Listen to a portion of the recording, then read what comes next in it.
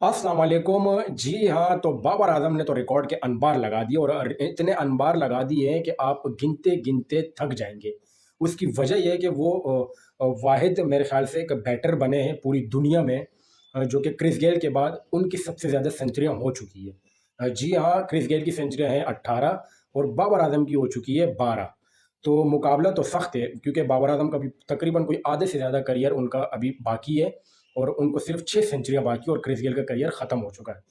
और दूसरी नज़र में अगर देखा जाए तो पीएसएल के अंदर वो चौथे बैटर बने हैं जिनकी सेंचुरियाँ हो चुकी है, 3 सेंचुरियाँ हो चुकी है और उससे पहले रायली रूसो, कामरान अकमल और उस्मान खान के बाद उनकी सबसे ज़्यादा सेंचुरियाँ हो चुकी है। और दूसरा रिकॉर्ड उन्होंने ये बनाया, एक अनोखा रिकॉर्ड है ये, तकरीबन अनोखा रिकॉर्ड है कि उन्होंने सिर्फ 1 डॉट बॉल पर सेंचुरी कर दी है। जी हाँ, बाबर आज़म ने सिर्फ 1 डॉट बॉल खेली है पूरी इनिंग्स में 52 गेंदों में और अपनी सेंचुरी कंप्लीट कर दी। मेरे ख़्याल से कि ये कोई पहले ही कारनामा अंजाम दिया है किसी बैटर ने कि एक डॉट बॉल के साथ टी20 क्रिकेट में वो सेंचुरी कर चुके हैं।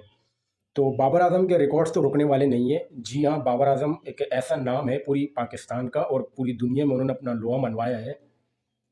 काफ़ी सारे लोग उनके फैन्स हैं, बल्कि काफ़ी सारे क्या लाखों करोड़ों फैन्स बन चुके हैं इस वक़्त। बाबर आज़म को चाहते हैं और बाबर आज़म को इसी तरीके से, इसी रिदम में उनकी क्रिकेट देखना चाहते हैं कि बाबर आज़म मुसलसल बस इसी ले में क्रिकेट खेले ताकि वो खुश होए और उनके फैन्स खुश हों और इससे फ़ायदा होगा, बिल्कुल फ़ायदा होगा। पेशावर ज़ल्मी को तो हो ही रहा है फ़ायदा, इससे फ़ायदा पाकिस्तान क्रिकेट को भी होगा। अगर बाबर आज़म इसी ले में क्रिकेट खेलते हैं, लेके जाते हैं अपनी क्रिकेट को, तो मैं समझता हूँ कि बाबर आज़म टी20 में बेहतरीन चॉइस बन सकते हैं पीएसएल के बाद टी20 के अंदर एज़ अ ओपनर।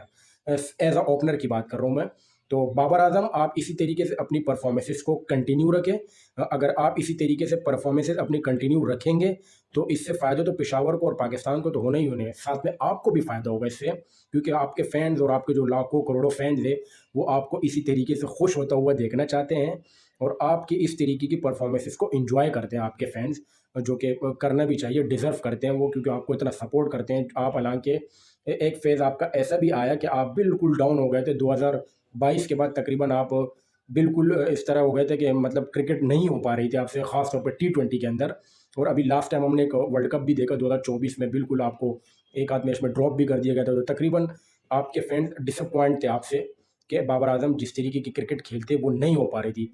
लेकिन उसकी जो मेन वजह वो ये थी कि सिलेक्शन कमेटी, और बल्कि सिलेक्शन कमेटी ने तो आपको सेलेक्ट कर दिया था वर्ल्ड कप के लिए, लेकिन उसमें सबसे जो मेन किरदार था वो था कप्तान और कोच का, जिन्होंने आपको मेरे ख्याल से सही नंबर पर नहीं खिलाया और खिलाना चाहिए था, क्योंकि आप डिज़र्व करते हैं पाकिस्तान टीम में जिस तरह आपकी आपकी क्रिकेट है और आपकी फ़ैन फॉलोइंग है, तो उसमें आपको तो है ही फ़ायदा, साथ में पीसीबी को फ़ायदा है, पाकिस्तान को फ़ायदा उससे, क्योंकि दुनिया आपको देखना चाहती है पाकिस्तान की टीम में।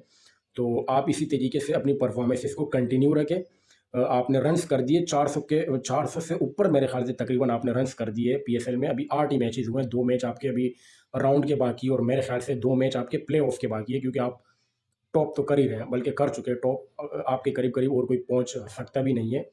तो इसी तरीके से अपनी क्रिकेट को कंटिन्यू रखें, जारी रखें, मेहनत करें और मज़ीद, और इसी तरीके से अपनी क्रिकेट को आगे लेके चलें। यही बस आप जवाब दे सकते हैं अपने बल्ले से, जो कि आपने दिया है। तो आपको सैल्यूट है इस बात पर कि आपने अपने बल्ले से लोगों को जवाब दिया, जितना क्रिटिसाइज़ आपके ऊपर पिछले 1-2 साल में हुआ है। तो बस हमारी तो दुआ है कि आप इसी तरीके से क्रिकेट खेलते रहें ताकि पाकिस्तान, पेशावर ज़ल्मी और आपको फ़ायदा पहुँचे। जी।